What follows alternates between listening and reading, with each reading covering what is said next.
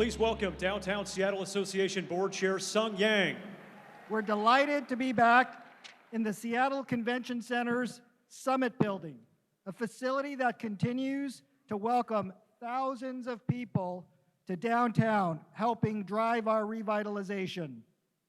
In fact, over the past 12 months, with the Summit Edition, the Seattle Convention Center has welcomed nearly 400,000 attendees, bringing visitors to our restaurants, shops, hotels, arts and culture and science venues.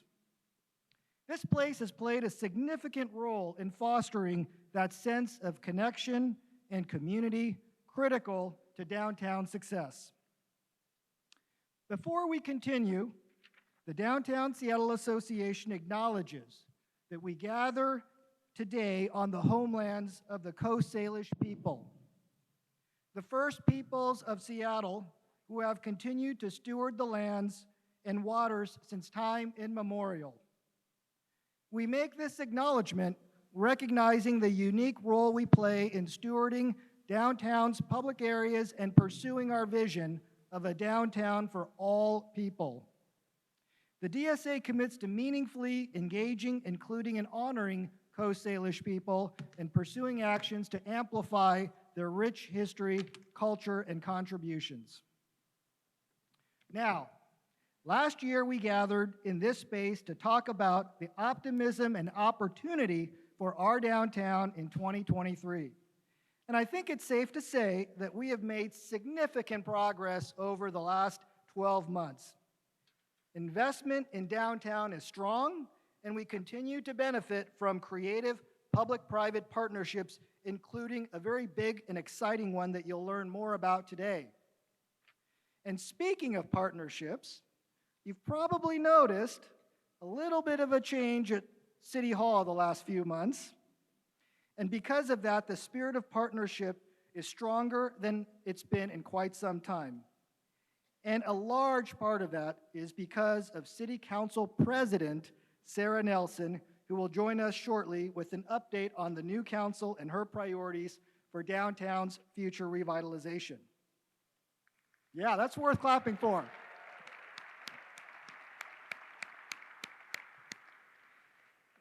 Last, in keeping with our theme, today's event is designed to help you connect with other members of the DSA community, our corporate and nonprofit members, downtown residents, and civic and elected leaders.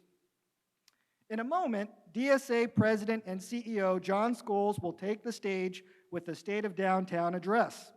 John will detail downtown Seattle's progress, challenges, and choices we have to make. For this year's keynotes, we are thrilled to get insight on a few big efforts impacting downtown and elevating Seattle. The redevelopment of our central waterfront is the most transformative civic project we have seen in decades. Yeah, that's worth clapping for. And the Seattle Aquarium's new Ocean Pavilion project will open later this year. That and the recently announced Elliott Bay Connections project will create a waterfront experience that will be the envy of cities across North America, if not the world. And in a moment, you'll hear from Joy Shigaki and Leslie Koch. Our program will wrap up with Como4's Chris Daniels leading a conversation with three people driving progress on critical issues facing downtown. That discussion will feature City Attorney Ann Davison, Seattle Police Chief Adrian Diaz, and Care Department Acting Chief Amy Smith. Now, I would like to recognize our generous event sponsors. First, thank you for our presenting sponsor, Lane Powell, and in a bit, you'll hear from Lane Powell President Barbara Duffy. The Vanguard sponsor is Alaska Airlines. Our convener sponsor, bringing you today's happy hour reception, is MoPop and Cruise Lines International Association. Go MoPop. Everybody's happy about happy hour. Our innovator sponsor is Mortensen, and today's live music sponsor is PNC Bank, and you'll be able to enjoy the band at our post-event reception. Appreciation to our visionary sponsors, Amazon, Clark Construction, Downtown Van Hudson Pacific Properties, Lease Crutcher Lewis, Ani Group, Schwabe Williamson and Wyatt, the Seattle Children's Research Institute, Uber, Urban Renaissance Group. An appreciation also goes out to all 13 of this year's steward sponsors for your contribution in helping us bring you this year's State of Downtown. And also thanks to our media sponsor, the Puget Sound Business Journal. Now please help me thank all our sponsors and partners and our 43 corporate seating hosts. Thank you all.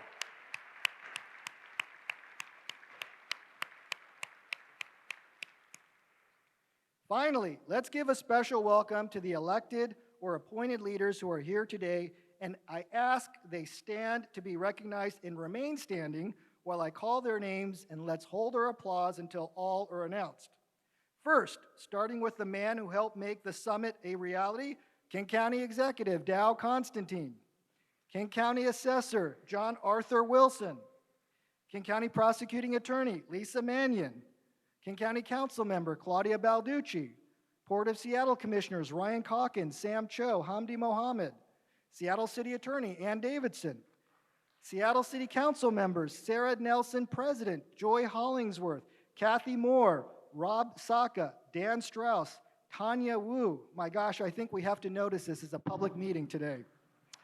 And also Squamish Tribal Chairman Leonard Forsman. Thank you all for being with us today.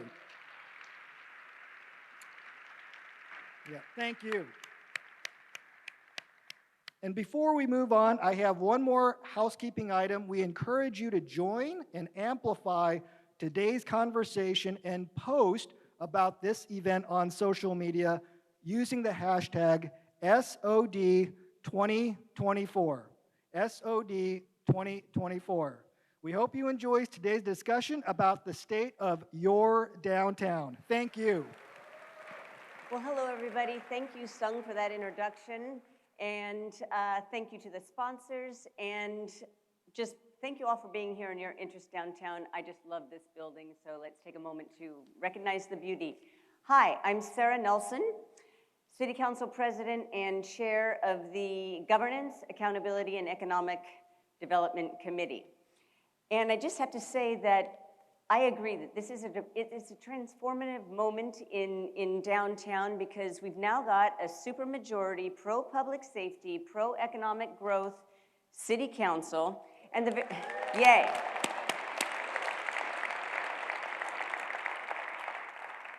And the very fact that we've got 6 council members in the room today, I believe, is an indicator that things are changing. And we've come a long way since 2 years ago when I talked to this event and I said, my job is to give a damn about downtown.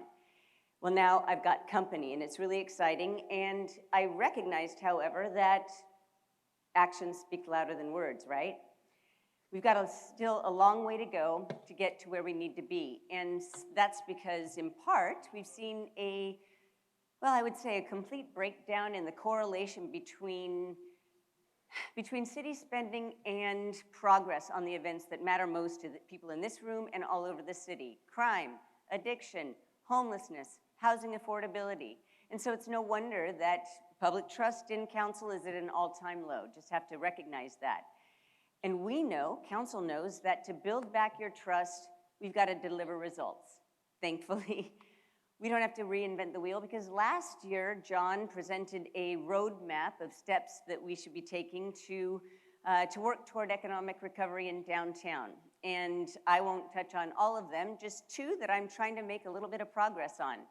So the first is obviously return to work, return to office. And even if we never get back to the levels before the pandemic, that doesn't mean we don't keep trying, and we have to build those numbers up. But I'm not going to tell you, this room, what to do because it's up to your elected leaders to lead by example, right? I think so. And we know, to quote our mutual friend, that public service requires being in public and conducting it in public. And so I'm really happy to say there's good news. Every council member has returned to City Hall. They're working there every day, fully staffed, and it's made all the difference. The vibe, yeah. The vibe is totally different. I mean, we can be more productive. People are getting to know each other, and it's just a lot more fun.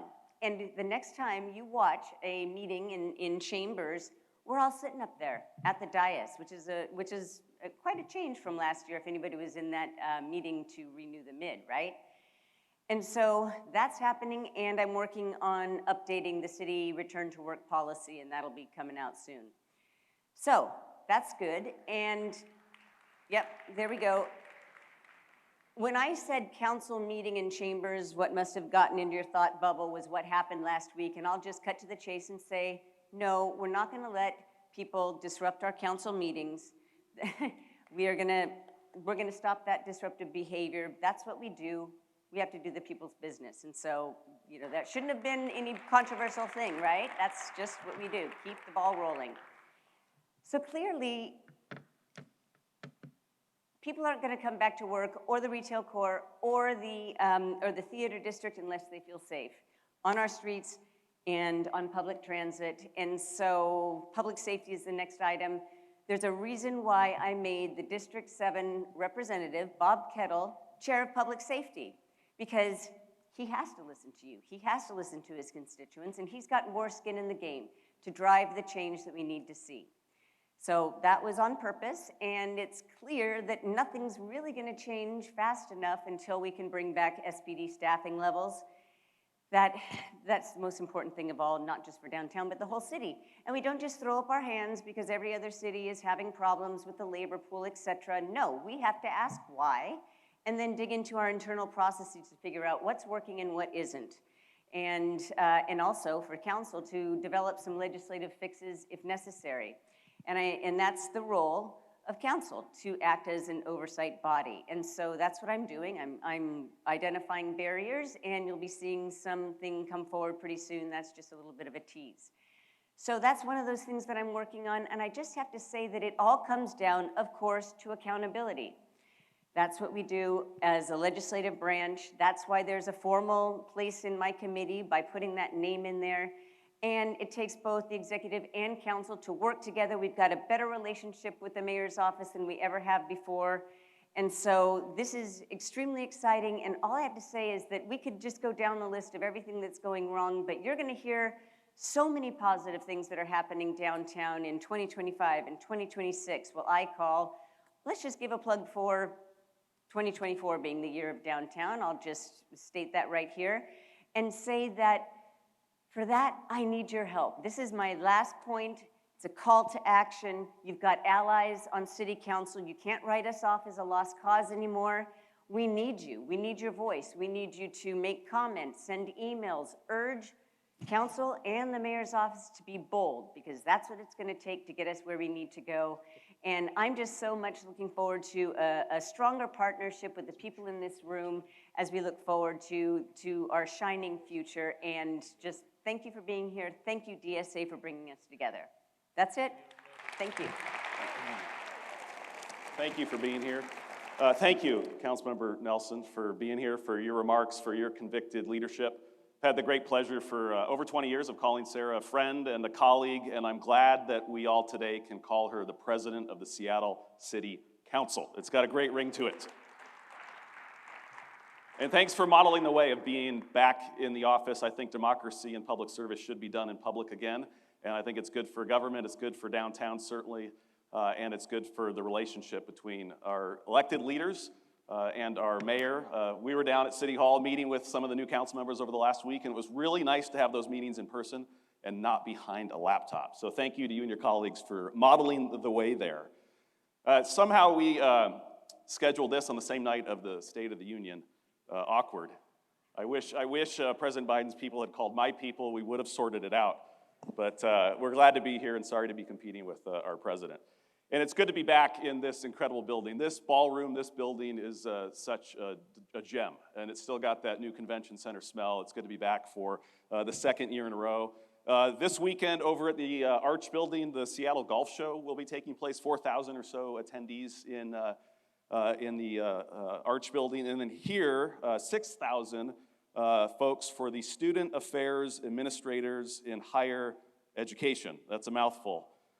The golf show sounds more fun. I'll be at the golf show, but I'm glad the other 6,000 will be here. And last weekend, we had 75,000 people over the course of 3 days come through this building for Comic-Con. And I was talking to Jeff Blosser, the head of the convention center earlier, about their experience here. It was phenomenal, they said, and they look forward to being back. So it's great to have this building functioning at such a high level, as well as our Arch facility. A couple of just acknowledgments before I begin here. I wanted to give a special welcome to David Downey, who is the president and CEO of the International Downtown Association, which is our umbrella group of folks who do what we do around North America, around the world. And David and his colleagues and 1,200 or so folks will be coming to Seattle in September of this year for the annual International Downtown Association Conference. We are delighted to be hosting this conference in partnership with David's team this year and comparing notes with our colleagues from around the world around the revitalization of our downtown. So thank you for making the trip out from DC, David, and being with us today.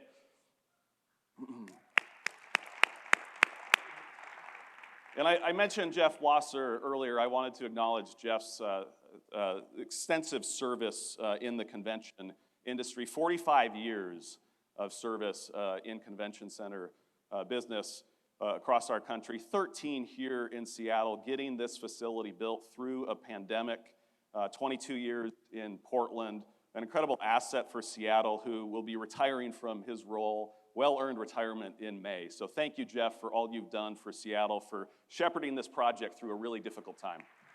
And Mary Baccarella, the wonderful executive director and leader of the Pike Place Market, who steered that incredible 100-plus-year-old institution through a very, very difficult time. 6 years leading the market. Mary will be retiring later this spring. She's had her hand on the helm of some of the Seattle's great institutions, from SIF and the Space Needle. She's made great contributions to our culture here in the city and been a great leader for the Pike Place Market. She's here today. I want to recognize her service and wish her well in her next adventure. Those are two resilient leaders, and they embody, I think, Seattle's best values. And I've been thinking a lot about resiliency recently, and the resilient individuals that we have in our city today and in our past, and just the resiliency of our city structures, the city itself, the urban form, how we come together, the resiliency of that our cities have demonstrated for hundreds, if not thousands of years. And I got to London last year with my son, and I was thinking a lot about London's, and we had a great time. That's what a 14-year-old looks like. Great time. He's such a cool dude. He's 14 going on 34, and we had a blast. And I wanted to watch our final day there. I'm like, let's just go watch the final round of the Open and F1 at the bar. And he played the role of the dad. He's like, we can do that, but not until we go see Buckingham Palace and the British Museum. I said, fine. In any event, we were in London. I reflected on that city's history, 2,000 years of history. They've been bombed. They've faced riots, plagues, multiple pandemics, terrorist attacks, and that city stands today proud and thriving more than ever. The parks were alive. The retail was phenomenal. The bars were alive. The museum was packed. We had a fabulous time. And while Seattle does not have the same extensive history of London, we've faced our series of challenges as well, and we've demonstrated a significant amount of adversity over our 150 years, a significant amount of resiliency as we faced adversity over our 150-plus years. And we all saw those predictions coming out of the pandemic of the demise of our cities, of gathering in downtowns and urban places. And we saw new phrases, the urban doom loop, come up.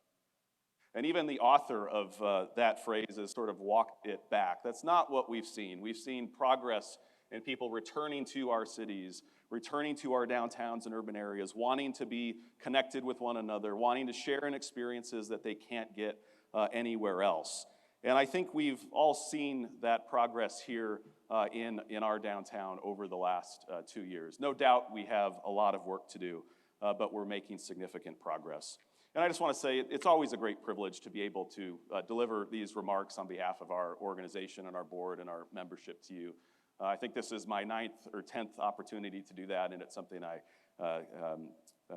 take a lot of privilege and joy in as well. So I want to talk to you today about just a couple of what I see as our strengths and assets as we continue to rebuild and revitalize in our downtown, and 2 challenges that I think we need to see more urgent action on and more attention and focus.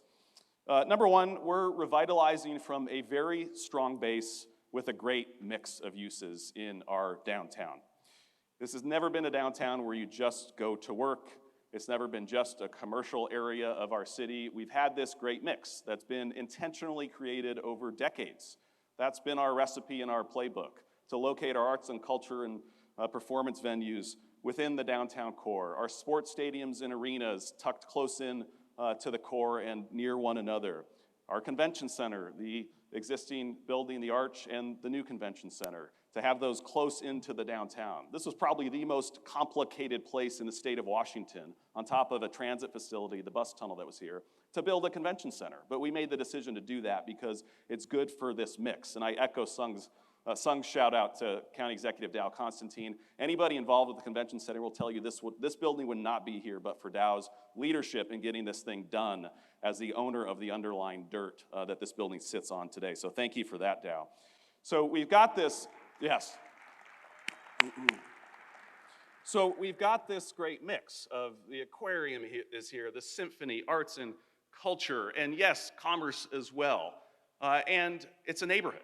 We've been intentional over many decades of locating thousands of residents and residential units in our downtown. And we've seen continued growth over the last 20 years in the number of people living in downtown Seattle. Today, there's more people that live in downtown Seattle than did prior to the pandemic. A record number of people living in downtown Seattle, 106,000 folks calling downtown home, and 74% growth since 2010. So a remarkable story, and very intentional about creating this mix of residential arts, culture, sports, and commerce in our downtown. And we've got more coming, more than 6,000 units of residential development under construction, currently just trailing the city of Denver among our peer downtowns west of Chicago. And within the last year, 2,500 residential units opened. So we've got this great mix, which is really the recipe for any downtown that wants to be successful and relevant post-pandemic. We need to move from a central business district to a central experience district. That's what this place is about. It's about connecting people, it's about community, it's about social experiences you can't get anywhere else, and it's about having that great mix of uses and this flywheel that feeds economic activity, walkability, proximity. That's what the market wants. And we've been focused on that for a number of decades. I think it's one of our assets as we continue to make our way out of this pandemic. And I will say this mix that we have is only going to get sweeter when the Sonics return to the city of Seattle. The city's ready, we've got an arena that's ready, Seattle Center is ready, and we have a locker room that is ready for an NBA team. There's a lot of chatter lately about the return of the Sonics. The mayor mentioned it in his State of the City speech a couple weeks ago. There's this buzz about town, about the Sonics' potential return. Downtown cannabis store owner Sean Kemp said whatever he can do to sweeten the pot for the NBA to return a team to Seattle, he will do it. He said Climate Pledge Arena is a phenomenal place. He's very high on Climate Pledge Arena. There's not a better joint in the country for an NBA team to play.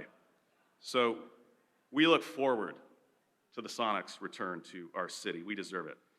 Moving right along. Number 2, we are investing in our downtown.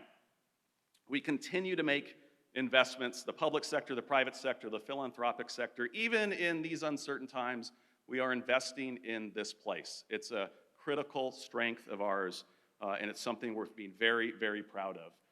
The new aquarium that will open later this year, Coleman Dock and the improvements to the ferry terminal to make sure 8+ million pedestrians can get through there, plus cars as well. We're expanding light rail, Linwood Light Rail. Linwood Link will open later this fall. All trains lead to and from downtown Seattle. So huge investments in public infrastructure.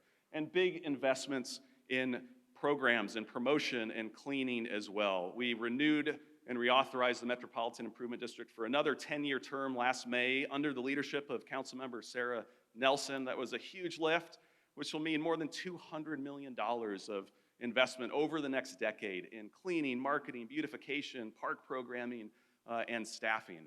That is a huge win. Just in the last 2 months, we've hired 35 additional ambassadors, a team of 165 full-time ambassadors out there. Lots of new equipment as well.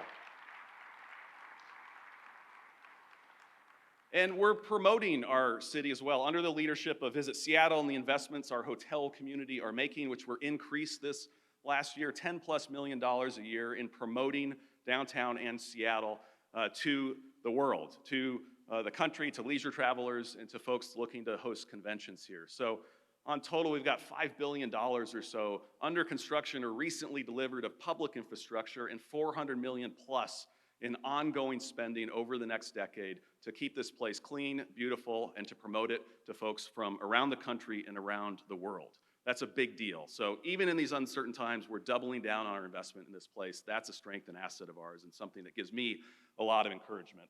And of course, the waterfront. And I won't say anything more than that because you're gonna hear from Joy and Leslie soon, but this is gonna blow people's hair back when this thing is done, and we're not far from it being done.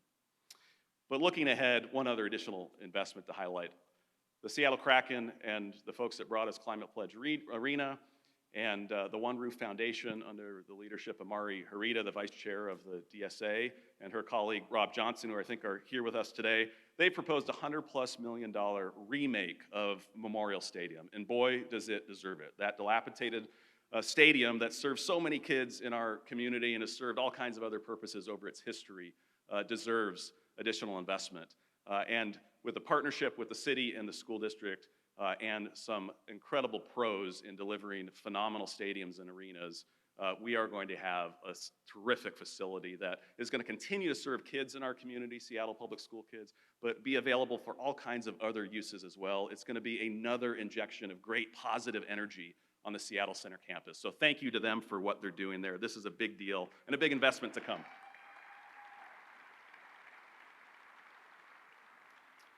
So the third area that I see as a strength that gives me encouragement is really around our brand. Our brand remains strong. Seattle's brand remains strong around the country and around the world. And our brand got beat up pretty good during COVID, and for some good reasons, some well-earned reasons in local press and national press and beyond. But I think what we've seen with the strong return of visitors that have come from around the world to have experiences here either for the first time or to have them again is that our brand remains strong. We had a record cruise season in the summer of 2022 and in the summer of 2023. Thank you to our friends at the Port of Seattle and some of our other cruise friends in the house today for all they do to drive economic activity into our downtown. There's a lot of my colleagues from around the country that would love a cruise business as part of their downtown, but they don't have any water. And we benefit from the water and all those people that get off the boats and spend money in this downtown. They drive a heck of a lot of economic activity. And later this summer, those boats are going to be plugged into shore power. So we're making big environmental strides as well and to support our cruise business. So people from those that are on cruises to come in for weekends with your family, whether it's from Issaquah or Iowa, folks coming for conventions, people return to Seattle.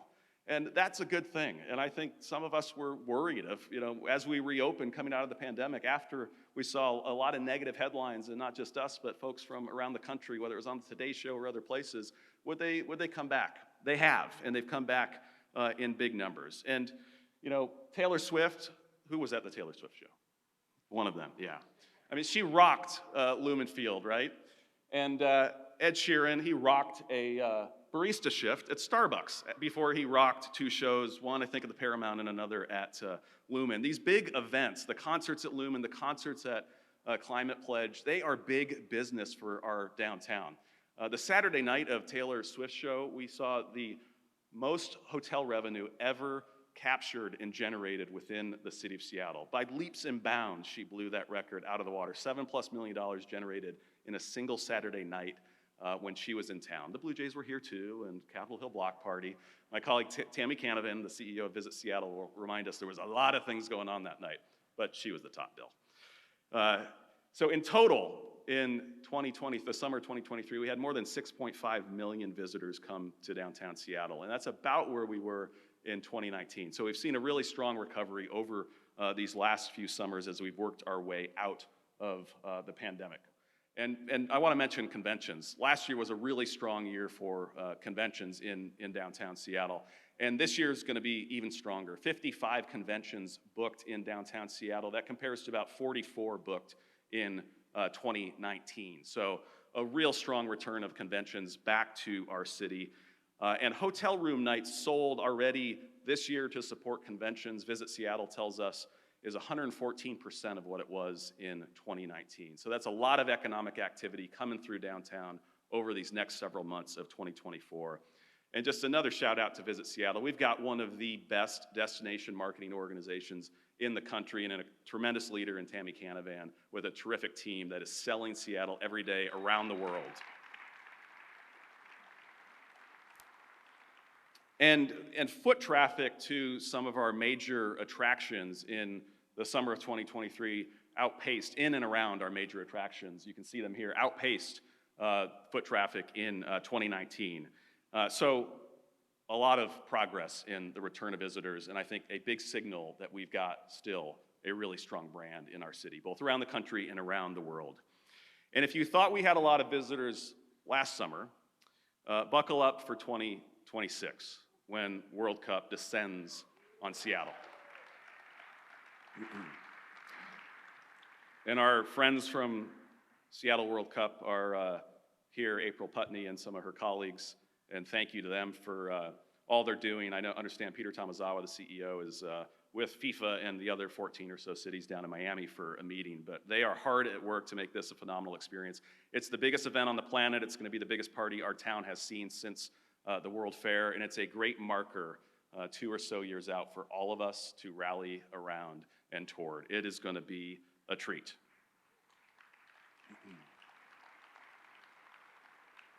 And I should say, too, the Seattle Sports Commission and Beth Knox, their CEO, all that they're doing to support, and you know, we had to bid on this and win, so there was a lot of work going back many years to just get this thing, and now the work, the additional work that it takes to actually host it. A huge shout out to Beth for the incredible success we've had bringing and hosting All-Star Week, the Winter Classic, and now we turn our sights on this major event. There's a few in between. March Madness Women's Regionals will be here as well. But thank you to Beth and her team at the Seattle Sports Commission for all they do. So our brand clearly remains strong. We're investing. The public sector, the philanthropic sector, the private sector continues to invest in this downtown. And we've got this dynamic mix of uses. We're not overly subscribed to one sector or another. We've got arts and culture and residents, commerce and sports and conventions in our downtown. These are all positives and things a lot of downtowns would really die for. These are two challenges I believe warrant additional action and more attention and more focus. First, locals are coming less often to the retail core of downtown. So when you isolate out Seattle Center and the great arena, which drives a lot of traffic, and the stadiums on the south, and we're just looking here at the retail core, think First to 9th Avenue, so this building to the Pike Place Market, and Stewart to roughly Union. Locals that folks live within 10 miles of downtown are coming half as often post-pandemic as they were pre-pandemic. You can see those visitation frequencies there. And when we compare ourselves to some of the other entertainment, retail, and food and beverage centers within our region, we're trailing their recovery. They're about back to where they were when it comes to frequency of annual visits of locals to those places pre-pandemic to post-pandemic. So we've seen this market shift in who is coming in to our downtown. We've seen more visitors from out of state, which is great. We want them to come here, spend money, and then they go, which is not a bad deal. But for our downtown to be successful, for downtowns to be relevant, they've always had to be places that locals love first. Locals love them first, then everybody else is gonna love them too. And we've got work to do here to reintroduce locals, folks living within 10 miles of our downtown, to the 50-yard line, to First and Main, to the core of downtown, which is such an important part of our city, where many of our cultural institutions like the Symphony and the Fifth Avenue are located, the Pike Place Market and others. And we have a lot of assets in that part of town as well, and we have a lot going for us. You know, the Pike Place Market and the Nordstrom flagship are two of the most incredible retail anchors that any downtown could ask for across the country, right? We've got both of those in our downtown. But we've got work to do here. And I think coming out of this pandemic, urban trips to urban areas, downtowns, are very much less obligatory. They're less out of obligation than they were pre-pandemic. They're much more discretionary. And, you know, 3-4 years ago, people had to be in the office 5 days a week because they had a job and their employer told them to be. Well, that's not happening right now. Those were obligatory trips. We have a lot more discretionary trips today. So people have choices, where they go to shop, to eat, to dine, where do they go to enjoy arts and culture. They have good reason to choose downtown Seattle, and we've got to give them more good reason, and we've got to continue to raise our game to get locals back. And I think the opening of the Waterfront project is going to be this big invitation for folks that may have not been downtown since the pandemic, or may have not been downtown that often since the pandemic. We have an opportunity to leverage the opening of that incredible asset to re-engage and re-invite locals back to our downtown. And a must-do to attract more locals to our downtown is to ensure it is safe, clean, healthy, and welcoming for all. If cities do not get that right, if they haven't gotten that right, they've never been successful. And while we've made progress on reducing violent crime in our downtown, and in 2023 we actually had fewer violent crime incidents than at any one point since 2018. So we've actually seen in the downtown area a reduction in violent crime. So that's a good thing. And while we've made progress there, misery and suffering in our downtown are up. This is Kimberly, one of our ambassadors, who performs CPR and Narcan way more than I think anybody of us would like. Along with her colleagues, Kimberly, in total with our ambassadors, has performed about 300 administrations of Narcan over the last year plus or so. The misery and suffering driven by the fentanyl crisis is way up on the streets of downtown, across the city of Seattle, across King County, and across the state of Washington. We have a moral crisis, a health crisis, and potentially an economic crisis if we don't wrap our arms around this worsening emergency. And let's look at some of the numbers. Washington State, between 2022 and 2023, along with Oregon, led the nation in the total percent increase in fatal overdoses among all 50 states. And in King County, deaths from drugs have more than doubled since 2020, continuing to go up at an alarming rate. And among peer metro areas, we are outpacing their growth in fatal overdoses over the last year. And increasingly, an overwhelming majority of deaths from overdoses and drugs within King County are centered in Seattle. Nearly 60% of all deaths from drugs within our county last year occurred within Seattle. Population of Seattle is about 30% of the overall county. And increasingly as well, the impact of drugs is impacting the most vulnerable in our community. About 25% of all deaths from drugs within King County last year were folks that were living unsheltered or living in emergency shelter. More than 300 folks living most vulnerable in our community dying from drugs outside. And this is a huge drain on our public emergency management system. And I think our panel that follows will talk a bit more about this. But you can see in downtown, just downtown, the significant increase in 911 calls driven by overdoses over the last year. So I don't think we can expect locals to return if they have to wade through a public health crisis that fosters urban disorder and takes a lot of lives. And let me be clear, this is a moral crisis, it's a health crisis, there's too many people suffering, but it also has the potential to be an economic crisis. And I don't think the previous challenge I highlight of locals not returning in the same numbers they did previous to the pandemic, even though they've returned to similar frequencies of visits to the other entertainment centers in our region, and this crisis are unrelated. And as I said last year, I think we can have a thriving, vibrant, safe, and healthy downtown with more arts and culture and small businesses and restaurants and retailers that are back open in the core of downtown just a few blocks from me, or we can have a fentanyl marketplace that produces a lot of suffering. We're not going to be able to have both. And I think we're at a moment to make a really difficult decision about clear actions that we need to make to foster more safety, health in our community. What shouldn't be a difficult decision, excuse me. And it's time to make that. And the rate of growth on these charts is scary, and it's immoral. And we need to come together as a community and do more. So,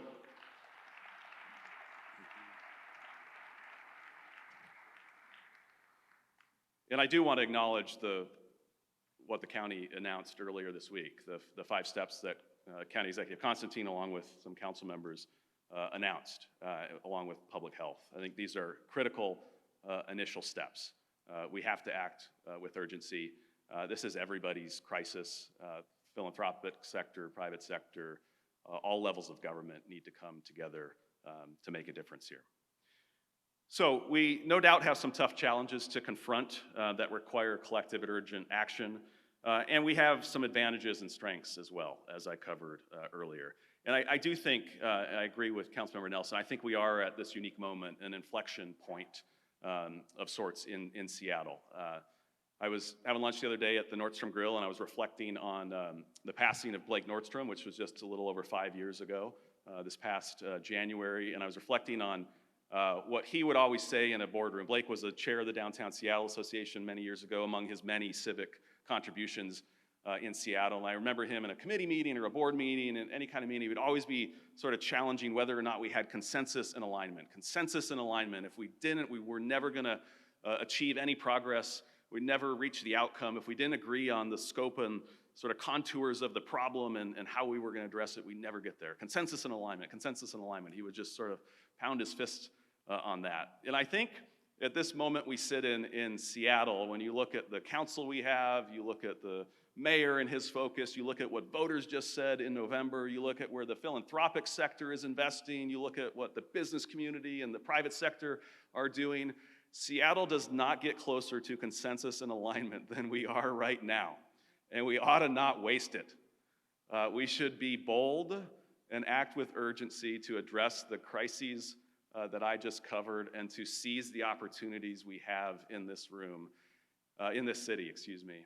And if you think about the actions of the generations that came before us as they worked their way out of those periods of adversity, whether it was the Great Fire or the Boeing bust or the retail core threatened in the mid-1990s when it was all boarded up and Frederick and Nelson left, I think we should draw inspiration from how bold they acted, the conviction they led with, the shit they got done that we still all benefit from today in downtown Seattle. And we should take that same attitude, that same conviction, and apply it to the problems and the opportunities we face today. That's our charge at this moment, to maximize the consensus and alignment we have in this room, in this downtown, and in this city. Let's get it done. It's worth it. Thank you very much.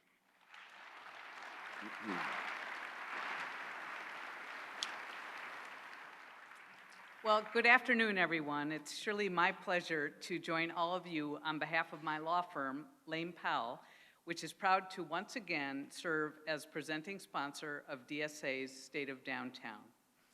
Lane Powell has been longtime sponsors of this event and longtime residents of downtown. In fact, next year we look forward to celebrating our 150th anniversary as a firm. That's our Lane Powell mosh pit down there. We're as excited as ever at the possibilities that lie ahead for Seattle's future. Connections and community, the themes of today's event, are two essential qualities of many strong organizations and of a vital and thriving downtown.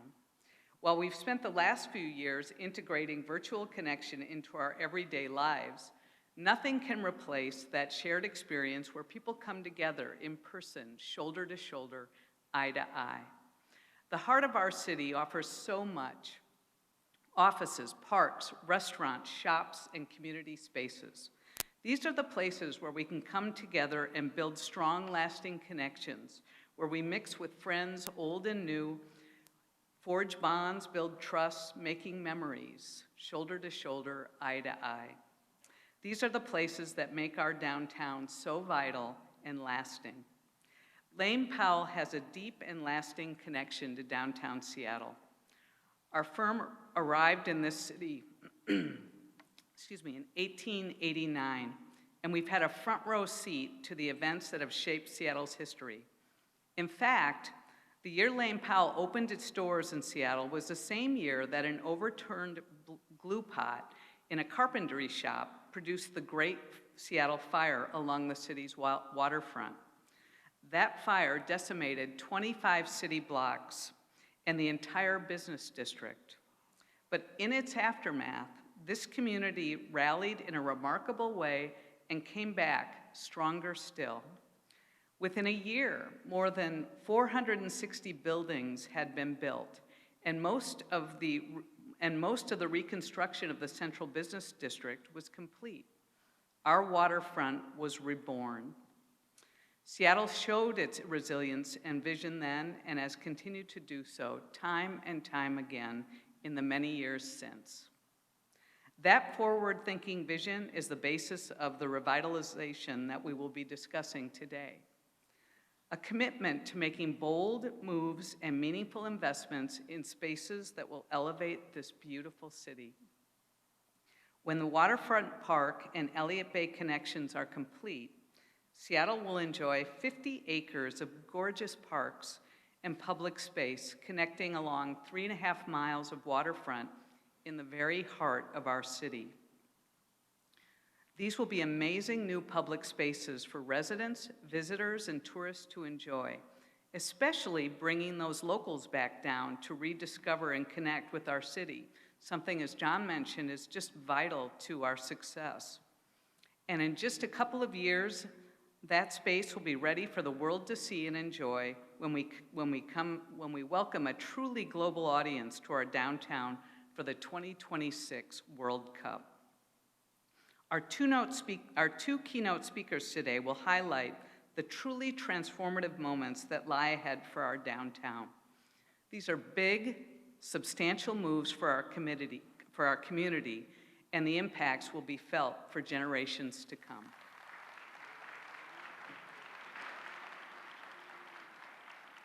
I'd like to thank John, the DSA board and staff for this invitation to be with you today. I'd like to also acknowledge our elected officials, DSA members and sponsors, many of our colleagues with the City of Seattle, friends, board and staff who are here, community organizations, civic leaders, residents, and downtown champions and advocates. Thank you for your belief and investment in this city. The theme of community and connection couldn't be more appropriate for Waterfront Park. What you saw in that segue video was pretty powerful, starting with the beginning of this place, which is Coast Salish land, and those who are still thriving in this place, but also the audacity of a city like Seattle and what it's taken for us to grow into ourselves and also be resilient through also what was a difficult time of pandemic. Waterfront Park is a project that is more than 15 years in the making, and I think that that's a reminder of how big, audacious projects can happen with the talent of people in a city like Seattle. We're known for our innovation, our passion, our creativity, and our audacity, and this is one of the largest campaigns for a civic space in our city, and I think we should be very proud of that. It'll be a catalyst for reimagination, for revitalization of downtown, and the 15 million people who are anticipated to come to enjoy the beauty of our waterfront, but also discover the rest of downtown and our neighborhoods. The Elliott Bay Connections project will continue this experience for an additional 16 acres, and Leslie's gonna talk a little bit about that. But Waterfront Park is opening in a year, and I came back only a year and a half ago, so many of you were dealing with the construction for 10, 12 years. But it's absolutely thrilling that it's in our sight line, and it's a year from opening. So I'm a kid that grew up in Seattle. I grew up in parks, which have a lot of special meaning and memory for me. I ran the trails at Discovery Park, got my first nettles.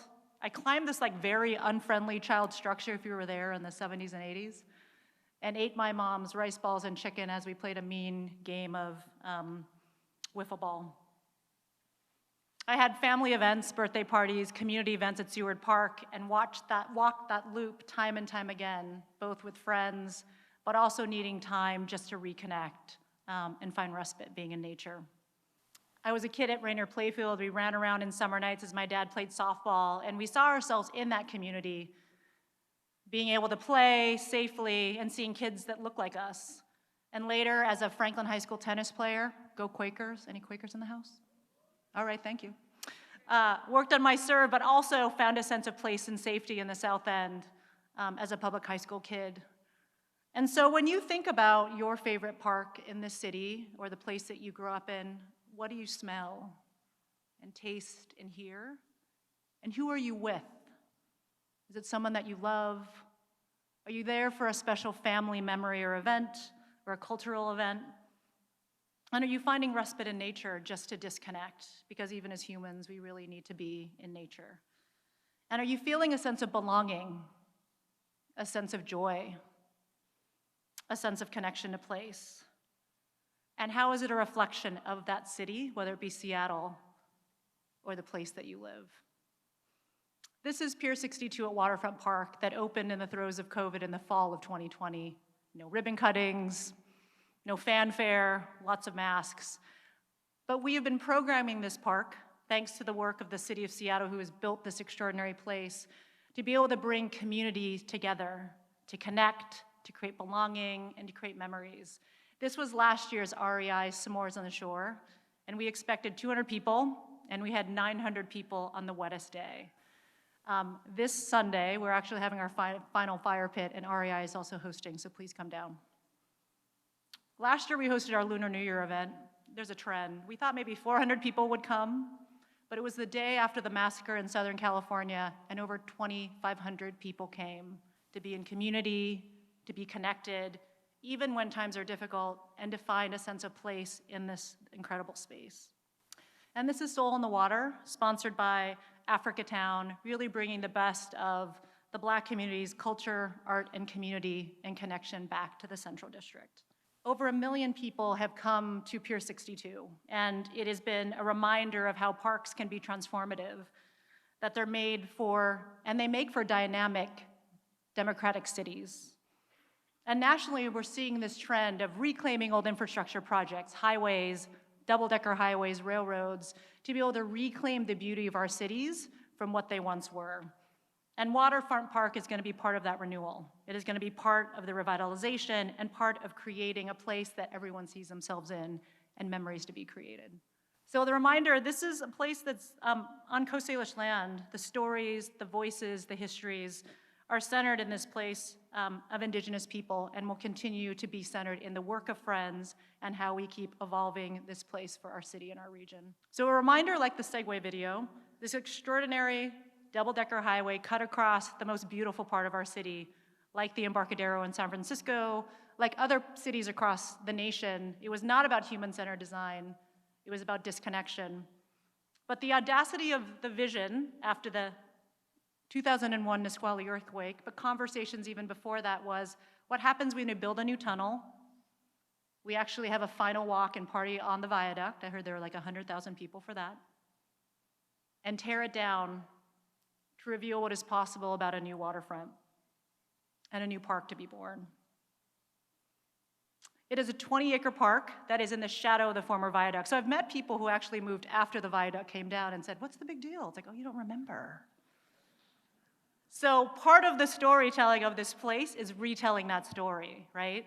What it took to get here, to take that double-decker highway down, the political leadership, residents, advocates.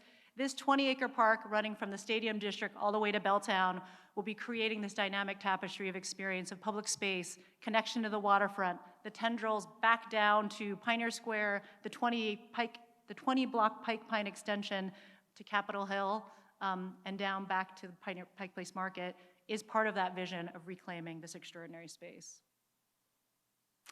There's massive economic impact on this project as well, and so that is an important aspect of this. The Office of the Waterfront and Civic Projects, our colleagues who are here, Angie Brady, who's the current director, and her team are building this extraordinary park with the talent of contractors and amazing construction workers. Over $1.1 billion in construction overall, 6,200 jobs, and then there's a reality of ongoing economic impact to bring locals, regional visitors, national and international visitors for spend, of experiences, of hotels, and then the quality of life for the 100,000 people who live downtown, for the people who are in these areas and many low-income communities who are also around in this area, and to create a vibrant downtown that we know it. So a little bit about Friends of Waterfront Park. We are a nonprofit that was established in 2013. So when you think about these big urban infrastructure projects and big parks, the new model nationally is needing the leadership of a nonprofit to provide fundraising, organizational management for programming and activation, stewardship and park operations, and in our case with our partners with Seattle Center, which I'm going to talk a little bit about. And it's not just as of for now, it's for generations to come. So we care for this place in extraordinary ways. So if you think about groups like Friends of the High Line in New York or Friends of the Underline in Miami, we are becoming that trusted nonprofit to be working in partnership. And that work is done through partnership fundamentally, through public-private partnership. And it's leveraging the best strengths and assets, as John talked about, with people across our cities, nonprofits, businesses, residents, community-based organizations. That's the core of our work, and that's the invitation to all of you. Our first decade of Friends is really modeled our transformative placemaking, the innovation and piloting centered in equity, because you can build a place and expect them to come, and that was a movie. But that model is flawed because you have to be intentional to ask why people do not feel that sense of safety and inclusion and belonging in public space. And so Friends has been driving programming and operations and community engagement from the early design back in 2012 and bringing over 400 community groups together and meetings together to be able to share information and test this programming. We've been doing public safety, campaign for Waterfront Park. We've been a convener and really centering in DE&IA and what it means to build equity. And what that means is that we listen. You really ask the question of who is not included and how do we go deeper to make people feel that sense of connection. By co-designing programs, by co-curating programs, our team is doing incredible work alongside extraordinary community organizations in Seattle and keeping that experience local. We do that also through our community committees, advising us, helping us make sure that we're staying true and accountable to the work because this is going to make it a park for all. And this is just a sampling of our program impact the last 3 years. 176,000 people have come in for our free public programs. Over 1 million people have come to Pier 62, and on and on. Our cultural master plan will be launching in the next couple months, asking the question of how does this become this extraordinary new civic space for our city? We've been doing programming with community, skating like a girl, and hosting Salmon Homecoming, which is true to who we are. And this moment, too, is actually really exceptional. This is not only a moment of transition for the viaduct, but for Friends. And we have moved forward with an exclusive sneak peek into our rebrand, which is a reminder of the iconic piers that we are sitting on and the park that we're creating together. Hopefully it's fresh and it's welcoming, and we will become your favorite neighbor and organization that you're going to want to be part of, so more to come. But a little bit of the progress on the waterfront, and I'll do my best to honor our colleagues with the Office of the Waterfront and Civic Projects and the contractors who are working on this. This is Railroad Way on the southern end of the park that's butted up against the Stadium District, and how it's looking now on Railroad Way, an open area for gathering, for moving folks who are visiting and going to games at the Stadium District or going to concerts and make their way back to the waterfront. The Pioneer Square enhancements that will create this extraordinary pedestrian, friendly experience connecting you from the waterfront into Pioneer Square, and a recent groundbreaking. Pioneer Square Habitat Beach that had a soft opening in time for All-Star Game, and open to the public for people to be able to touch the water for many, many years. It's been many years, and be able to enjoy the views of the Salish Sea and a quiet moment alone. Our 1 mile park promenade that runs from Pioneer Square all the way north to Pier 62 that'll create this extraordinary connection along Waterfront Park. And actually, on the right-hand side, there are actually swings that have just been installed to give everyone an experience to connect to the beauty of this place, but also to make safe passage all along the promenade. Benches have gone in, and thousands of plants, trees, and other bushes are also going in to make this a lush, beautiful park. Pier 58, formerly Waterfront Park, is currently under construction and will open by the end of 24, early 25. We'll have a beautiful lawn and tree grove, places to gather and activate and to gather. The Pike Pine Screenscape, which will open this fall, makes for great safe passage all along Pike and Pine for 20 blocks from Pike Place Market all the way to Capitol Hill and down to the waterfront. And Ocean Pavilion, our colleagues, Bob Davison and his team, preparing to open the extraordinary Ocean Pavilion, which is embedded in Waterfront Park and the Overlook Walk, and will be a world-class aquarium reflecting on conservation internationally and generating new generations of conservation leaders. And the Overlook Walk, the real sweet spot, I kind of call it the selfie spot. It's gonna give you the experience of a 360-degree views, the same height of the viaduct, for those of you who are really missing those views driving north on the viaduct. People talk about that a lot. And extraordinary places to sit and to reflect, and the beauty of the landscaping. You see the boulders that have recently gone in, the Sailor Steps, and the views that you'll be able to take in. We are wrapping up the campaign for Waterfront Park, which is a $170 million effort, and we've raised 88% of that goal, which is extraordinary.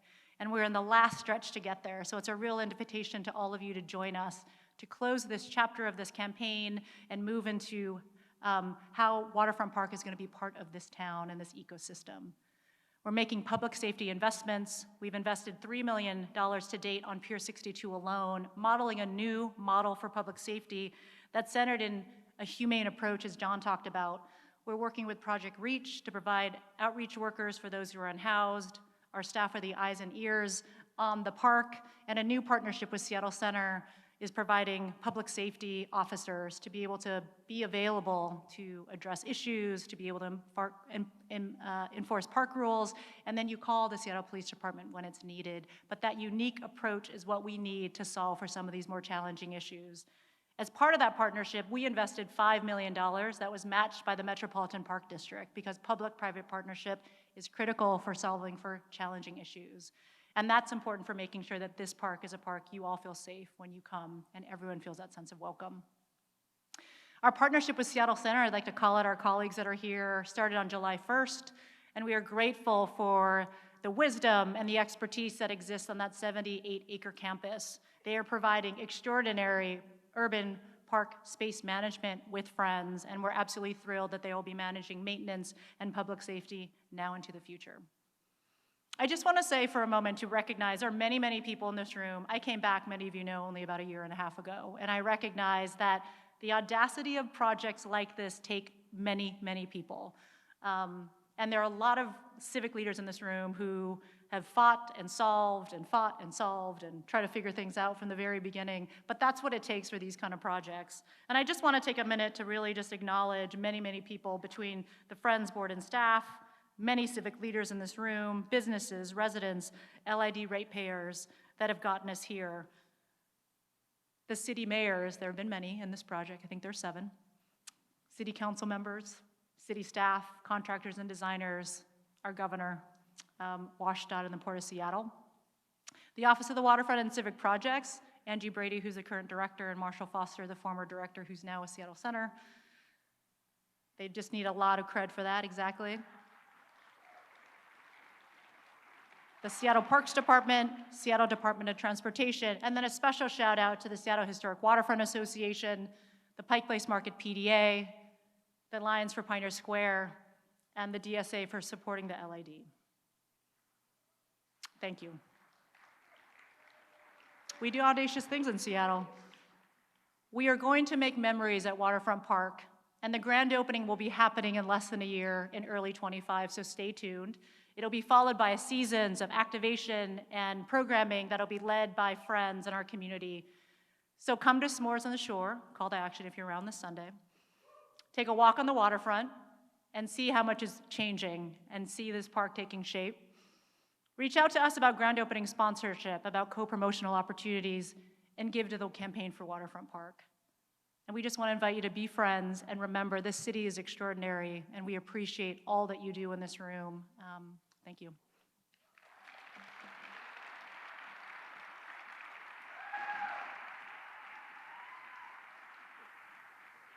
Hi, it's really a great privilege to be here. A number of you know I'm a former Seattleite, and I've been living on the other side of the country, and I'm really here to talk a little bit about Elliott Bay Connections, and my job is to work for the extraordinary donors, Melinda French Gates, Mackenzie Scott, the Diller von Furstenberg Foundation, as well as Expedia, who have really enabled the project that I'm going to describe. As Joy talked about, this is all about partnership, and there'll be a little bit of overlap, I think, in some of the things we'll talk about, because that's really what's happened in the transformation of public space around the country. Those images you just saw are actually all of parks that were created in the last 2 decades. This has been an amazing period in every city, and I had to carefully choose. I did choose a project, an island I know well in New York, called Governor's Island. And I wanted to draw your attention to 2 parks that I know well. In my job as an advisor on public-private partnerships, I've had the great privilege to be in many of those cities. And these 2 parks really embody, I think, what Seattle is about to experience with the opening of Waterfront Park. Brooklyn Bridge Park and Ralph Wilson Park, which is part of the Detroit Riverfront, obviously very different cities, Brooklyn and Detroit.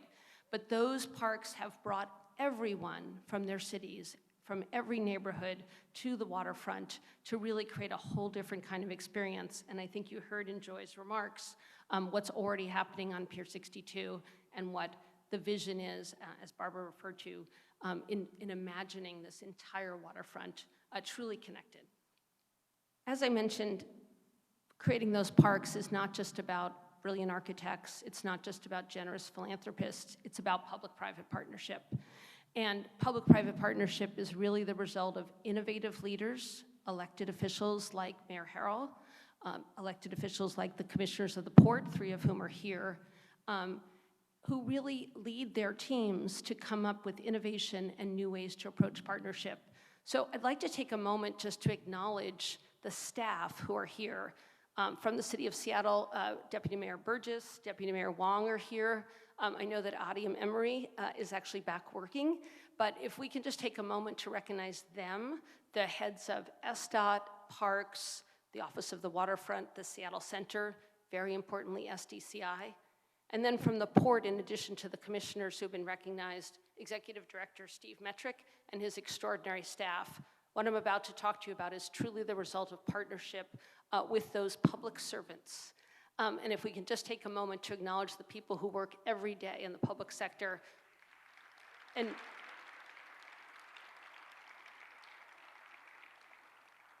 it is a great privilege to work with them. And of course, on the private side, we wouldn't be here without the DSA. Not only John and Sung's extraordinary leadership, but many members of the board are actually directly involved in the project. And as John alluded to earlier, the extraordinary staff from the DSA that have brought us here. So I would like to thank them as well. And of course, there are many other partners.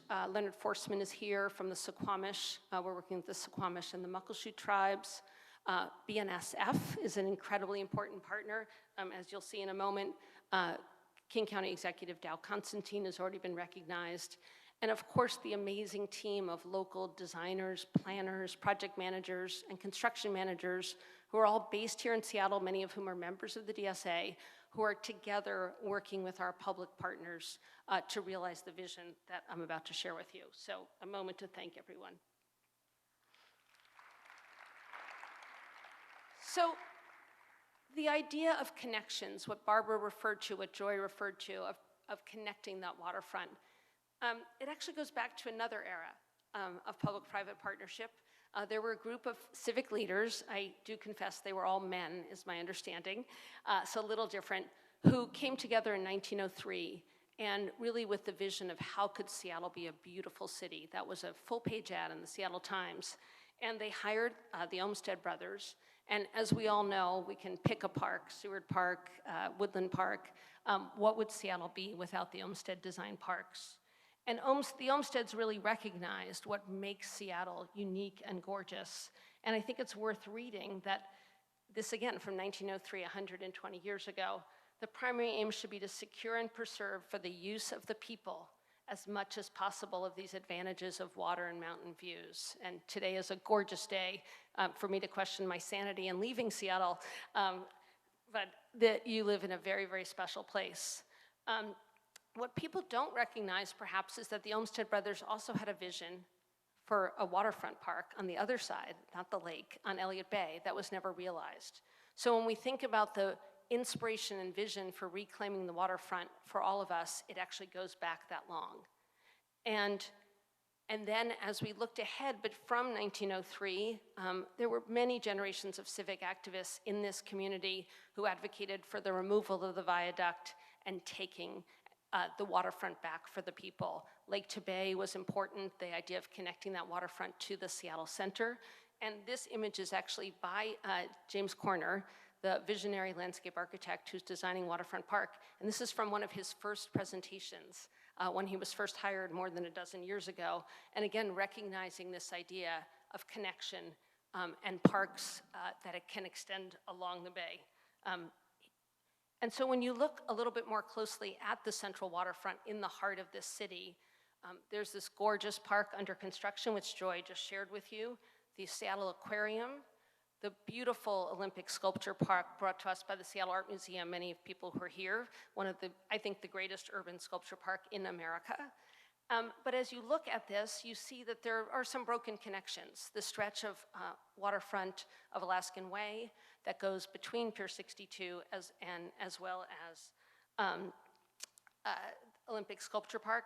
And then, of course, these two amazing public parks that I'll talk about in a second that are just north of the Olympic Sculpture Park. So in coming together and thinking about the goals for connections, why are we all using that word?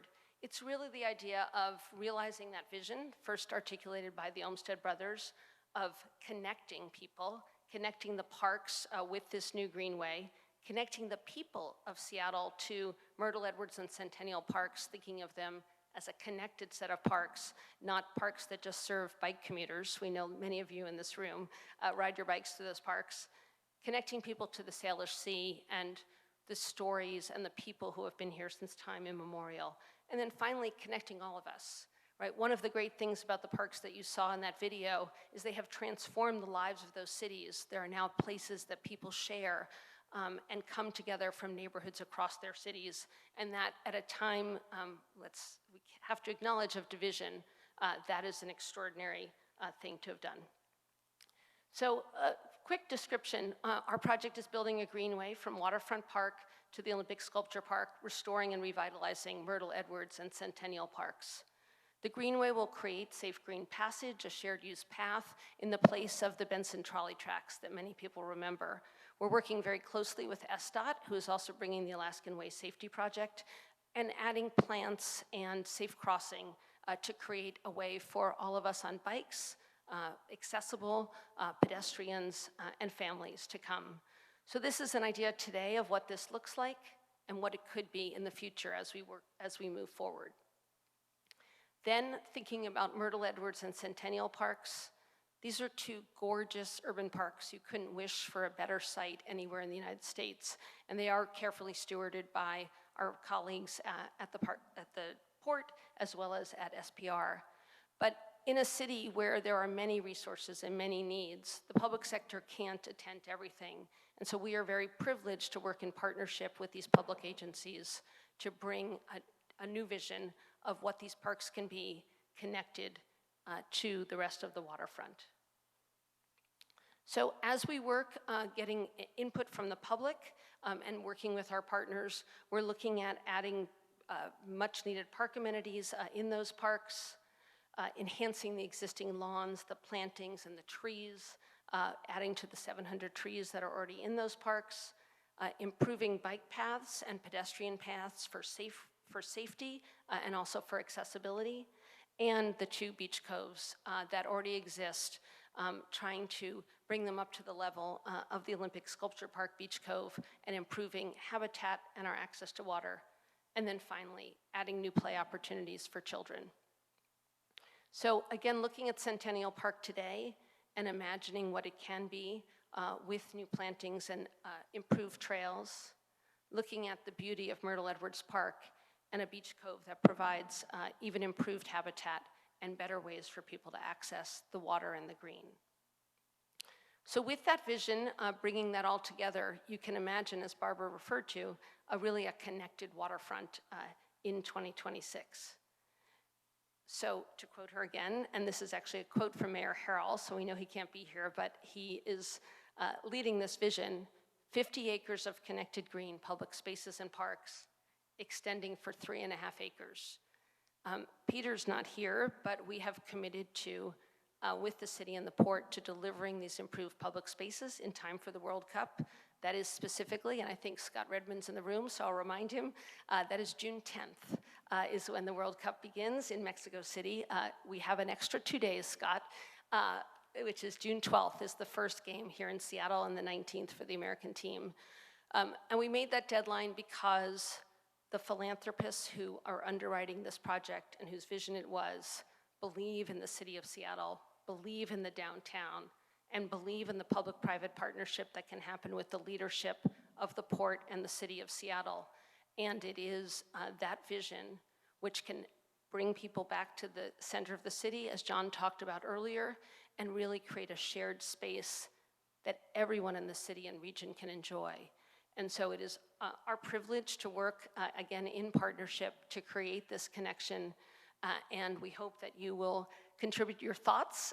We will have another round of public engagement in April, and we'll work with our partners at the DSA to publicize that, because we want to hear from you, we want to hear from your friends, from your constituents, to make sure that this vision of connected parks and the improvements that we are able to make to these beautiful spaces is what can bring us all together as a city. So thank you for having me. I want to talk a lot about numbers, because you heard John Scholes in his presentation talk a lot about metrics, both positive and negative, in the city of Seattle. So we're going to share the last part of this presentation today, talking seriously about public safety downtown and the fentanyl crisis and the increasing rates that John showed us earlier. And I want to start with you, Chief Diaz, because we are talking about numbers. And I don't think a lot of people heard this number a couple of weeks ago. We heard the mayor say property crime is down in the city of Seattle. You told the Seattle City Council that is not accurate. Yes, so when you look at property crime, last year it was down about 10%. This year we're already seeing that same reduction. But when you talk to businesses, businesses have expressed, I've been burglarized 15 times. I don't call the police anymore. And so when you actually get to the ground, people are struggling. They're being impacted where their windows are being broken. And a lot of that sometimes is contributed to people in mental health that are experiencing. And so they're covering those costs because they feel like if I don't, I'm not going to end up getting anything from the police department as far as just a police report. And I'm going to end up sometimes having to deal with my insurance, which they're going to raise my rates, or sometimes not even have me be insured. And so these are the challenges that we're dealing with. We know that over time that people don't always report property crime, but I think that right now, over the last several years, we've actually seen it where it's becoming a lot more prevalent. And underreported, and the reason why, and I think there's been a connection between this, is the lack of police officers. I know you're going to give a presentation before the Seattle City Council on Tuesday regarding staffing, but if you want to break any news here in front of this crowd, where do you stand with staffing and hiring, since we know you've been short for a long time? Yeah, so we've lost 725 officers over the last 5 years. You have to look at the department at that time in 2019 was about 1,425 officers. So you could imagine we've lost half the staff. That means that there's no officers that would be patrolling the streets, and your investigations bureau would be completely decimated as well. We've hired a lot of people. We've still down 375 officers. So there's still a huge impact of what we're experiencing. We're working our officers a lot. Last year's overtime, just for the amount of officers or the amount of time, was equivalent of about 100 officers. And so we're making it up through overtime, but we have to be very, very cautious that we don't burn our people out. There was a debate before the old city council that the bonuses, that money should be used for something else, should be used for drug treatment programs. If those bonuses aren't working, was that old council correct that this has not been a program that's worked? Well, for me, I believe that we have to have an equal playing field with all other police departments.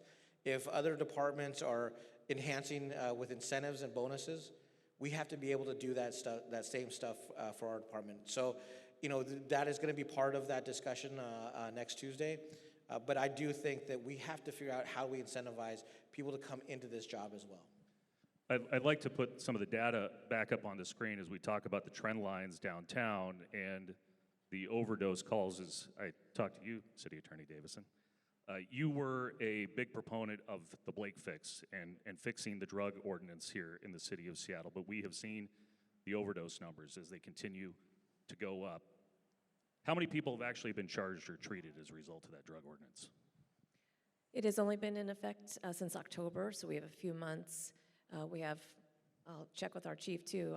I have about 220 people that have been arrested on that.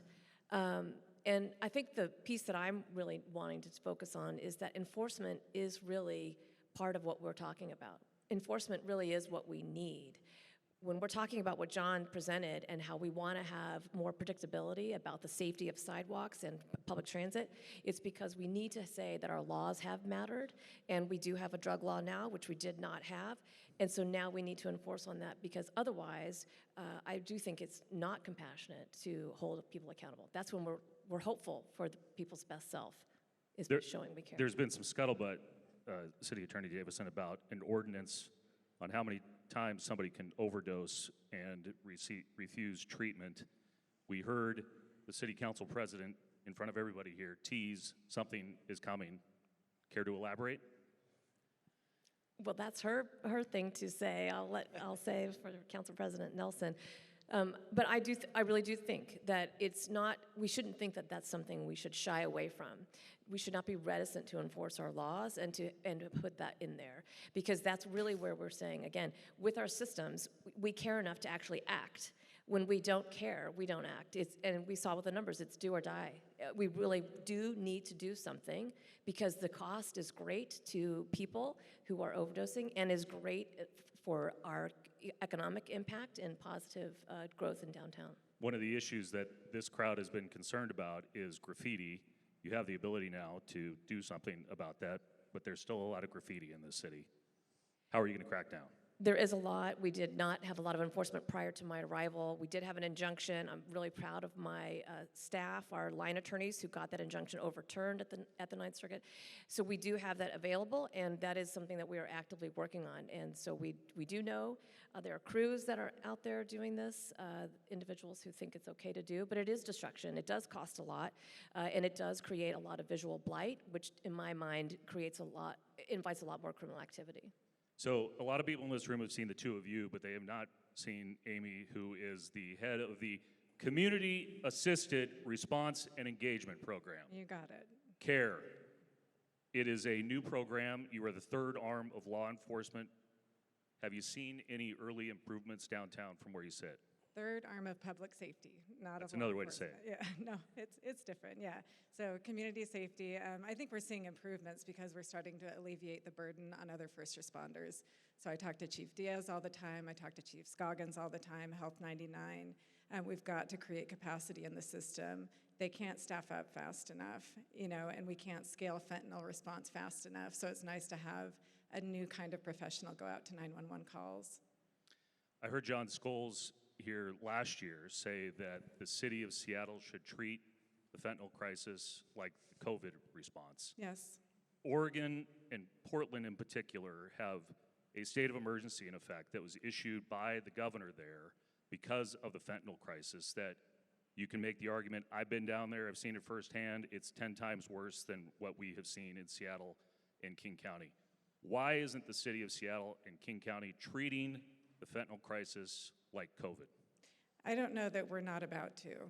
I mean, I agree with everything I've heard today, that there is strong consensus, there is awareness that this is an emergency, that people are dying at unprecedented rates. It's unacceptable. I wake up every morning and look at that overdose dashboard. I look at the age of folks who are dying, and the medical community is telling us that people might live with this addiction for 2 years. And so I often, I run 911, and I often make I draw the corollary that when somebody calls 911 threatening to jump, I go out and get them. I send lights and sirens, and we get them to give them a chance at life, and we're not doing the same thing right now with fentanyl. City Attorney Davison, do you agree? Do you agree with what she just said? Do you think that the city should take a different approach here with the fentanyl crisis? I think it's a substance we've never seen before, and I don't think that we should think that individuals are capable of choosing to go away from it. It is so addictive, it is so potent, and it is so deadly. And it is deadly to our young children who are being exposed just because they happen to be in an area around somebody who's using the substance. Is there anybody on this panel who has talked to your colleagues in Portland about best practices and what they are seeing in the first couple of months of this emergency? Amy? Yeah, I just did. So Mike Myers is my counterpart. And I know that we talked to the police chief down there, and really what they're doing is treating it like COVID. They have a joint command call every morning at about 8. They're very, very focused on law enforcement partnerships that are targeting the dealers. So they are criminalizing the dealers. That's the focus. And so they go into the hotspots, make an arrest. My understanding is this is with partnership at the federal level. And then the term they use with me is saturate. They saturate the area. The folks who have been victimized by these dealers are brought inside or offered emergency temporary shelter, and they're being incented to accept the shelter. They're being offered actual support, medical support if they need it, so that they can create a pathway into permanent supportive housing. Chief? So yes, we're actually having communication with San Francisco as well. As you imagine, because of the Blake decision, it really created a huge infusion of fentanyl into our community. 5 years ago, 6 years ago, we were about 500 pills. We recovered 2 million pills last year with our federal partners. And what pill was about $15 a pill, we're under $1 a pill. And so you think that when you actually talk to people on the street and they're using anywhere from 15 to 20 doses a day, that seems like a habit of about $15 to $20, but they've got to steal for that habit as well. And in order for them to do that, you're stealing $50 to $60, if not $100 for that. So this crisis not only has the overdose impact, but it also has an impact to a lot of our small businesses, a lot of our, just overall business environment that affects the downtown core. Because we know that, 3rd and Pine and 3rd and Pike and 12th and Jackson have been areas for trafficking of property. And not only are we dealing with fentanyl, that actually every single time, it seems like every single time that we're arresting somebody for dealing fentanyl, we're recovering a gun as well. When I was actually working, with the anti-crime team way back in the day, we would find sometimes dealers selling, crack cocaine or heroin, but we weren't recovering a gun every time that situation happened. With fentanyl, we are recovering a lot more firearms. So it's more dangerous, not only for the user, but the actual environment is actually a lot more dangerous as well. So I just asked the city attorney about the ordinance. You just mentioned particular spots around town. 12th and Jackson is still bad, and those areas on 3rd and 4th are still bad. You're the one who's enforcing the drug ordinance. Do you think it's made any difference? Yeah, well, I actually would say 12th and Jackson has gotten a lot better. And I was just on an email string with our community who actually also noted that they feel it's improving. They still have a long road ahead, but 3rd and Pine and 3rd and Pike is still a huge challenge. We've actually staffed officers in both areas. I actually have it between 12th and Jackson is really roughly about 8 in the morning to about 8 in the evening, because we have a school that's very short or very close by.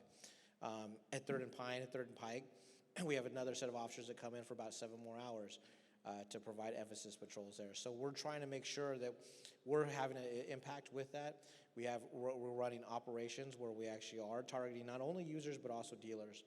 And so we do find ourselves, like sometimes you find a little bit of a whack-a-mole, because you go into an area, they make some arrests, they go back to the precincts, and a lot of times that whole group is, another group is back occupying that space. So that's a huge challenge for us as well.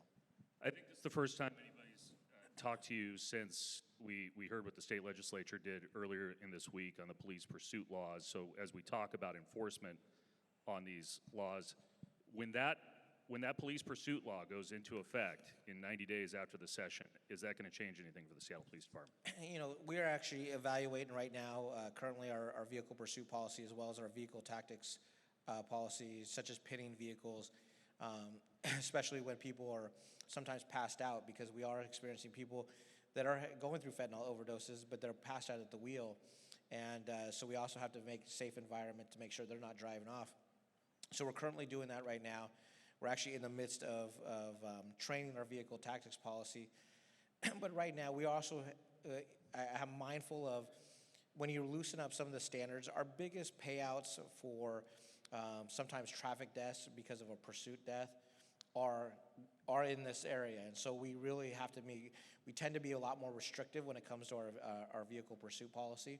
I had 9,000 stolen vehicles last year in this city. So we want to make sure that we push it to the edge of where we think is still keeping people safe in the community, but also making sure that we're not making a harm to the community by pursuing everything that's out there. So now that we've painted a really dark picture, let's talk about something positive. Amy, you are relatively new to this gig. Yep. You've been making the rounds. Yep. You have seen what has happened over the course of the last few months. Is there reason for optimism for this crowd? Yeah, I always say I'm the most optimistic because I just got here. I've never been around politics before. I think everyone gets along. I think labor's fun to work with, and city and the county and everything goes well. And honestly, that has been my experience. I've just wrapped up my first year. I'm career nonprofit. I'm used to being on the front lines of service provision, and so that's where I still spend a lot of my day, trying to identify what the gaps in the system are, especially across the medical community, clinical, social work, outreach. And it's really encouraging how much consistency there is, and I think that's what we need here is some intellectual and ethical consistency in our policy design. The mayor's office has been great to work with. I think people are curious. I'm known for being very candid, and people are curious if I get notes on that. I don't. I've been very supported to answer questions as I see them, as the literature reflects. And I'm having a great experience with this council as well. So I think we're going to see a lot of change and a lot of collaboration and a lot of improvement as we stay anchored in the evidence. Chief, with those shortages you're talking about, how can people be optimistic about the future of Seattle? I'm very optimistic in the sense of, our officers are doing phenomenal work. Just this last weekend, we actually made we made 3 homicide arrests, and obviously you don't want any homicides, but to make 3 homicide arrests in a weekend. That's just the amount of effort that is going into these investigations, the amount of time that our officers and detectives are committed to doing the work. Last year, we recovered more guns than we've ever recovered, even with 375 less officers. We made more arrests. All of our crime stats are going down. So even if you look at last year, robbery, aggravated assault, rape, and not homicide. Homicide was the only one that was really up, as well as motor vehicle theft. But you're seeing crime stats start to actually tread in the right direction. And we're looking at these trends to make sure that, are they just kind of like a seasonal trend? And they're not, they're holding. And so I think that's a really amazing work to our command staff that's also trying to make sure we put the officers in the right spot, to the officers that are going out and doing the work every single day. So I think, honestly, and the mayor's office has been extremely supportive. Addressing a lot of, having CARE really help us out with crisis calls, massively improvement. When you look at homeless issues, having, the UCT team, all these are supportive of us. So we need these resources to be able to do the job. City Attorney Davison, we talked a lot about drug addiction, crime. Any reason to be optimistic? Absolutely. I'm very thankful to have a lot of new people to government, especially on the council. I think new people to government is really a fantastic view that we can all gain from. new eyes on the same problem of also expecting it in a different delivery of time. It doesn't have to take years upon years to actually see some of the change. I think to be able to let loose and to say, we can come together, we actually have people who now want to problem solve, not be divisive in rhetoric, but actually look at what is the best approach. Do we call everything under one label and then we just get it all bogged down and we don't actually be really distinct in identifying the problem so that then we can find a solution? Now we are starting to identify problems correctly. We have people who want to work together and problem solve, and I think that is absolutely a place to have hope. So in my business, people are told to know their crowd and know their audience. So we'll end with this. You've got a lot of people in the business community here, a lot of people in construction, a lot of people who would like to see the city change course. I have been down to Los Angeles and I've seen how the private business community created a fund to attract police officers for housing. I have heard you, Chief, talk about zoning changes and how important that is to get foot traffic to increase public safety. And there's going to be a big rezone conversation in this town over the next several months. So I think let's start with Amy. Is there anything in the private community that can be done to reduce the addiction and reduce the criminal problems that we're seeing in the city of Seattle right now? Yeah, I think the first thing is just to acknowledge the officers. You know, we talk a lot about how to incent officers to be here, but I sit in 911 and I know this is a hard place to be a cop. You know, we need to demonstrate our support of these officers. I observe all the time their expertise in human behavior, their kindness, their compassion.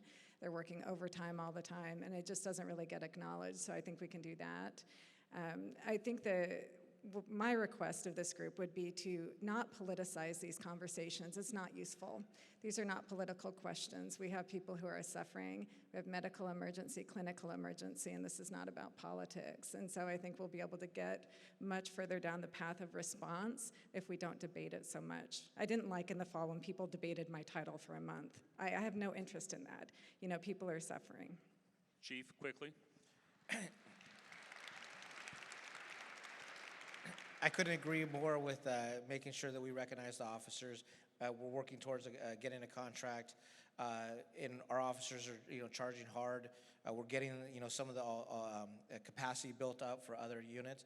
But what's also is that we're really streaming ahead for World Cup 2026, and I think that's really going to showcase this city, and I think we're going to be ready for it. I'm not going to think I know we'll be ready for it.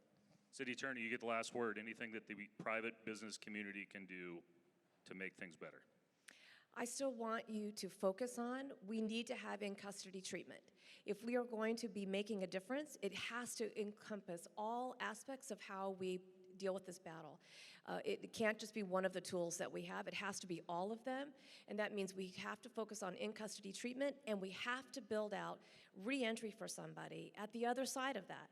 And that includes at the misdemeanor level, because that is really where we are closest to root cause. We need to address it then so we don't invite and have increase in criminal activity in the felony level. We need to do it the first time. We need to focus at the misdemeanor level, build out that system, the entire process, not just at the front, but throughout the entire system.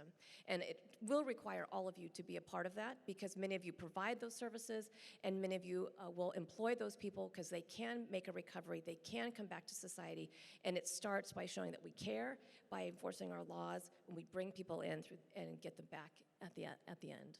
Thank you. Seattle City Attorney Ann Davison, Police Chief Adrian Diaz, Amy Smith, the not law enforcement, public safety arm, the third public safety arm. Correct. 3 department heads and then some guy sitting on a stage. Thank you. And With a nice tie. thank you. I try. And now to close us out, Sun Yang. All right, folks, we are at the end. I want to thank Chris Supersonic Daniels, our panel members, speakers, and sponsors, but most of all, I especially want to thank all of you beautiful downtown boosters and civic leaders. The post-event reception has officially commenced. See you in the hall.